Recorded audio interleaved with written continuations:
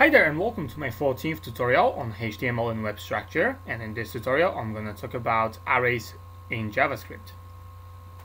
Arrays is what I like to call another level of a variable. It's like a higher or advanced state of the variable because array may hold many different values. As you learned in JavaScript, there is no type, so the variable var, for example number, can store either numbers or even strings, so there's no limitation to it. The same goes to arrays. When you create an array, we can also store different type of values in it, and we can store as many type of values as we want. So for example, the array can store one value, but it can also store 100 values, and this will become this will be just one declaration of one array. So you don't have to have 10 variables or 100 variables to store 100 or 10 different values, but one array which will have 100 indexes.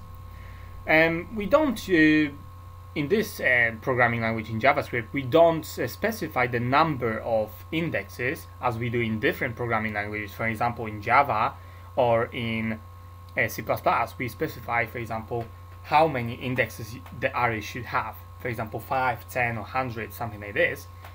In here, we just simply create one after another, and there's no limit to it. Probably you can create as much as you need, and of course you have to mind the indexes because indexes start from 0. The first index in the array which is available for you when you create an array is 0 index. So when you assign a value, you probably would like to assign from the beginning so that you will get the counting correct later on when you output the array or use it for different calculations, different type of checks in if statements, for example, or loops. And from 0 and to whatever number of indexes you want. So what type of array, how do you declare it actually? So you have a var, as you always have. Then you, for example, have a number, which is a name, basically a name of the array that will be, and just simply new array with the brackets, and that's new array. Now this array is basically, as I said, you can create as many indexes as you want. Index is basically specifying the place in the array. So for example, if your array have 10 indexes, there will be 10 different boxes, you may say. It's like 10 different storage areas in that array from 0 to 9, ranging from 0 to 9, and each one can have different value. So that's how you use basically arrays. Now you can also ask, for example, user to input those indexes, set for example a for loop, or use for loop to simply add some numbers or some values into the array, and then for example output it the same way with the for loop, for example, or while loop, whichever you use, and simply print out each and every index of your array. That's why the order is very crucial. If you want to print out your array, that's very crucial. It's better to not miss some indexes and move with the order as it should be, like 1, 2, 0, 1, 2, 3, 4, 5, and so on. Okay, so this is the basic array. And now if you want to access any index, you have to say, for example, number 0, for example, this is the first index available, and equal to some kind of value. If you want to access it and assign some values, then you say something like this, 20, like this. And if you want to access it, then you specify whatever reason you want. You can say, for example, for if statement, you just simply say number 0, a number, and in the squared bracket you specify the index. So this is the index in the square bracket. So basically I have number 0, which is simply the first index. Then I can have number 1, and for example it's 30 then, and so on. So you can create up to as many as you want, and this will hold different values. Each index will hold, we can hold the same values if you say to hold the same values. But nevertheless, then how you can output it? So for example, for loop, you use and var I, for example, is equal to 0 and I is less than And I don't actually know if you can use the length of the array, number.length. I can try this. You should use this. Let me see actually. Number.length and I++. I don't know if this will work actually in JavaScript. I don't know if I don't remember if I actually tried it, but we can have a look right now. And basically you have now, instead of putting indexes with the hard values like 0, 1, 2, you use the loops counter, because loops counter starts from 0 in this case. So you can basically, instead of putting 0, 1 and so on, you simply change it to the variable. So number I. You can do this, it's valid. You can use variables to indicate the indexes. So it's not limited to just hard values. Let me just say simple like this, and I will add the break statement. And let me save this and see if this will produce, not this one. So yeah, actually it works with this method. So you can use number.length. I didn't remember if you could, but actually I tried it and it's alright. You can use this. So this will basically make the loop go around until the number, the counter reaches the length. The length of this array is specified by number of indexes. Because I have only 2 indexes, 0 and 1, I didn't declare any more because I have to declare them. If I don't assign some values, those indexes are not existent for the array. In different programming language, for example in C++, when you create an array and you specify the number of indexes, like say 5, and then the length of the array will always be 5. But in this case, for example, I know this is 2, 0 and 1, so the length is basically 2. But because it's a bit different than the other programming language, of course, but it's pretty simple to understand, as it just matters how many you declared.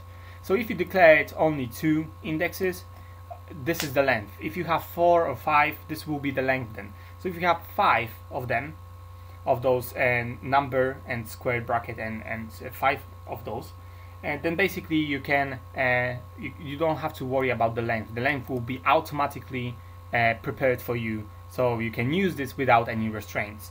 And it's pretty useful because you may change the number of indexes in the midways. So hard values, for example, outputting the array with the for loop, it's better to use this than hard value, for example 5 of 2, because 5 or 2 for example, because it may change throughout your file, and therefore it will not affect further number, or the number may be smaller than you suggested at the beginning or something like this. So it's better to use this method if you want to print out whole array. It will print out everything that is there. Now the same goes for the inputs. If you want to use a for loop, you can simply say alright, I want a number I, for example, equals to some kind of variable or I or something like this. So you can also do this, and basically you can, as I said, store more of those different values as well. It's not limited to number. Even if I use number, if I change it to 2, let's say now, and I use numbers, I can now use string, for example. So this is a string now, and let me just change it to words so that it will be clearly visible. Now you can see that I will not change this statement whatsoever. I'm not gonna change anything here. I just save it, and I will show you the output, which is basically 3 of those values will be outputted. So as you can see, it's flexible this way. As this method now, and you don't have to do anything. You don't have to change this because this is not hard value or no variable or something like this. It's simply the very, very, very useful methods of array. So pretty useful. And this is pretty much how you create your array. Well, what you use for is a different case. As I said, you can use your array pretty much the same way as you do with your variables. So array is basically a group of variables put together in one place so that you can access it with those indexes. So you don't have to create 10 variables just to hold different values. You can use array for that matter and have 10 different indexes, or create them as you go along. So it's not also it's not limited to just 10, for example, indexes, or 100. You can have infinite number, as much as your browser will process. So I think it's quite flexible. So yes, this is pretty much it about the arrays. Arrays are pretty simple to understand. With the indexes, start from 0, you have to remember that. And the build of the array, I mean the declaration, is also pretty simple. You just have pretty much straightforward declaration, var number or any name which you want equals new array. It's always the same. You don't have to add anything in this bracket.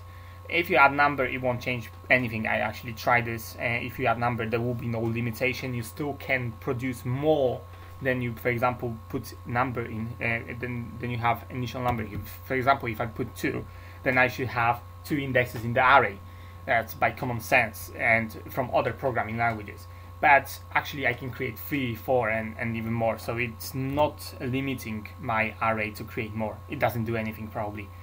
It will just make you an error or something like this. So don't add numbers. It's better if you just simply go along with the flow. So that's pretty much it about the arrays. The next tutorial will be about, I think, objects, or we will start with functions probably as well. Yeah, most probably the next tutorial will be about functions, which is very useful, and those functions will be pretty much covered how to create them and also how to use them and so on. Later on, I'm going to show you how to use your JavaScript with forms, which is very useful, and most of the useful things I think you will learn in JavaScript with the forms. You can set validations for text boxes and stuff like this, so very crucial thing, but that will come in the future. So visit my webpage and YouTube channel, as this is the end of the tutorial. If you like my videos, subscribe on the channel or my videos. Subscription welcomed. There's still more tutorials to come from HTML as well as different languages. After, I don't know if I announced this, but after the JavaScript is done, I'm gonna produce tutorials on PHP, which is the next programming language. It's a bit more useful if you want to play around with databases and XML documents. I'm going to show you how to create XML documents as well, how to operate on simple operations with database on PHP. So pretty useful if you want to learn scripting in PHP. And I think it will be interesting in the future when the tutorials get more advanced. So I advise you to visit the page soon and have a look at my tutorials written and videos. So I will see you in my next tutorial, and take care to them, and bye.